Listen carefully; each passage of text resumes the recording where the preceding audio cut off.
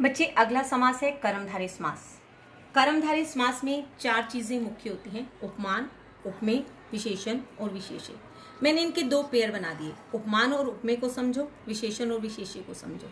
उपमान का अर्थ होता है बच्चे तुलना, उपमेय का अर्थ होता है जिससे तुलना की जाती है, विशेषण का अर्थ होता है विशेष और विशेष्य का अर्थ होता है जिसकी विशेषता को बताया जाता है। अब ये चारों चीजें हमें समझ में आ जानी चाहिए, तब ये दोनों समास हमें समझ में आ जाएंगे। अब मैंने क्या किया, दो पेयर बना लिए। अगर उपमान और उपमेय समझ में आ जाता है या विशेषण और विशेष्य समझ आ जाता है, तब भी ये समास समझ में आ जाता है। अब उपमान और उपमेय को मैंने अलग किया, विशेषण और विशेष्य को मैंने अलग किया। इसके अंदर कर्मधारय समास के अंदर जो के समान रूपी शब्दों का प्रयोग किया जाता है। जब हम इसका विग्रह करते हैं तो हम जो लगा सकते हैं, के समान लगा सकते हैं और रूपी शब्दों को लगा सकते हैं। जैसे हम उदाहरण के द्वारा समझते हैं, कमल नयन, कमल के समान नयन, के समान मैंने उठा लिया, कमल के समान नयन। इसमें मुख्य क्या चीज है बच्चे, नयन। नयन जो है कि तुलना किसके साथ की जा रही है, कमल के साथ। मैंने एक पेयर उठाया बच्चे, इसमें विशेष क्या है, नयन, और विशेषता क्या बताई जा रही है कि वो कमल जैसा है। या तो इस पेयर को उठा लो या इस पेयर को उठा लो, दोनों में से आप एक को उठाओगे। कौन सी चीज मुख्य है, नयन। नयन को मैंने क्या किया, उपमेय, और कमल से क्या की जा रही है, तुलना। जब तुलना की जाती है किसी के साथ तो वह क्या बन जाता है, उपमान और उपमेय। यहाँ पर जो लगाया जाता है, के समान लगाया जाता है और रूपी लगाया जाता है। जैसे मैंने कहा नील गगन, नीला है जो गगन, गगन क्या है, विशेष है और उसकी विशेषता क्या है कि वो नीला है। अब मैंने दोनों एग्जाम्पल के द्वारा समझाया, उपमान और उपमेय के द्वारा और विशेषण और विशेष्य के द्वारा।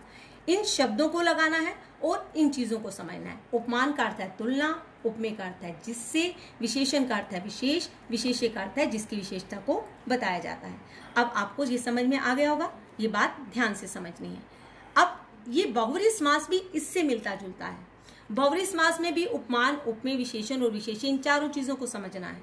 लेकिन इसके अंदर ये दोनों पद प्रधान नहीं होते, तीसरा पद प्रधान होता है।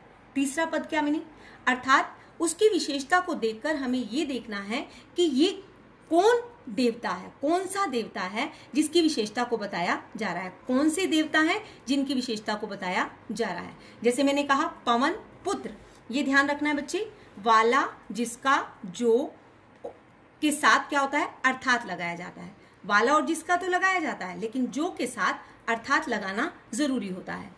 अगर यहाँ पर आप ये कंफ्यूज नहीं होना है, यहाँ पर जो लगा हुआ है लेकिन यहाँ पर अर्थात नहीं लगाया हुआ है, लेकिन जहाँ पर जो लगा हुआ है उसके साथ अर्थात लगा हुआ है। कैसे बच्चे, मैंने कहा पवन पुत्र, पवन का पुत्र है जो, अर्थात हनुमान। अर्थात मैंने उसकी विशेषता को देखकर एक अलग संज्ञा को पैदा किया, अर्थात तीसरा पद प्रधान माना, क्या, हनुमान।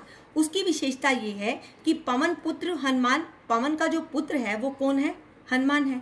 अब हमने क्या किया, जो पवन का जो पुत्र है उसकी विशेषता को देखकर ये बताया कि वह हनुमान है। तो ये बात आपने याद रखनी है कि अगर बहुव्रीहि समास में अगर आप जो लगाते हो तो उसमें अर्थात लगाना है। अगर आप जिसका और वाला लगाते हो तो आपको अर्थात लगाने की जरूरत नहीं है। जैसे मैंने कहा चक्र पाणी, चक्र है हाथ में जिसके, यहाँ पर विष्णु भी आ सकता है, यहाँ पर पानी जो है हाथ है, चक्र है हाथ में जिसके, कृष्ण भी आ सकता है और विष्णु भी आ सकता है। यहाँ पर विशेषता क्या है, विष्णु की बताई गई है, अर्थात तीसरा पद प्रधान माना गया है, इसलिए यहाँ पर क्या है, बहुव्रीहि समास। कर्मधारय समास और बहुव्रीहि समास में इतना अंतर नहीं है, ये चारों चीजें ही समझनी है, लेकिन इसके अंदर जो तीसरा पद प्रधान है वो उसकी विशेषता को देखकर बताना है।